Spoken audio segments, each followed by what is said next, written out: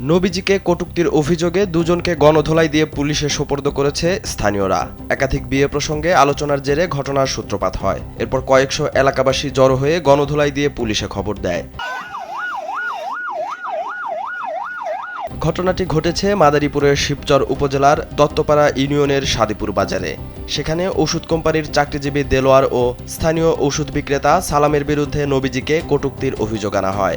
মঙ্গলবার রাত 10টার দিকে এক পর্যায়ে তাদের ঘিরে ধরে স্থানীয়রা। এই কথাটা হলো আল্লাহর নবীরও চরিত্র খারাপ ছিল, সেও তো 4টে বিয়ে করছে। এই কথা উদ্দেশ্য করে সাধারণ পাবলিক অনেকেই খেপে গেছে। খেপে যাওয়ার পরে যেমন তারা অনেক মারধর করবে, অনেকেই করছে। দেলোয়ার নামে যে লোকটা, ওই লোকটার একটা ফোন আসে।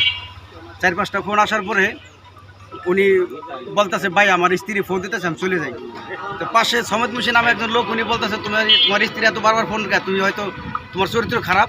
এই কথার পরিপ্রেক্ষিতে উনি ওনার ভাষ্য উনি বললো যে আমি তখন বলছি, ভাই আপনি আমার চরিত্র নিয়ে কথা বলেন, আমার স্ত্রী আমার ফোন দিতেছে, আপনি আমার লোকে চরিত্র নিয়ে কথা কেন বললেন?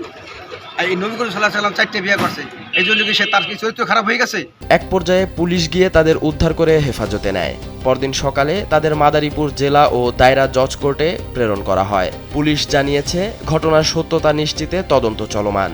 গ্রেপ্তার করা হয়েছে, গ্রেপ্তার করে কোর্টে সুপর্দ করা হয়েছে। এখন বাকি যে তদন্ত কাজগুলো সেগুলো একটু সময় লাগবে, বাট এটা লেখেন আপনার যে তাদের বিরুদ্ধে আইনি প্রক্রিয়া তদন্তাধীন। তবে ধর্ম অবমাননার অভিযোগ তোলা সমেদ মুন্সিকে মামলা করতে বলা হলে তিনি থানায় হাজির হননি। এতে আইনের 44 ধারা মোতাবেক ব্যবস্থা নিয়েছে পুলিশ। সালাউদ্দিন সাজু, কালবেলা।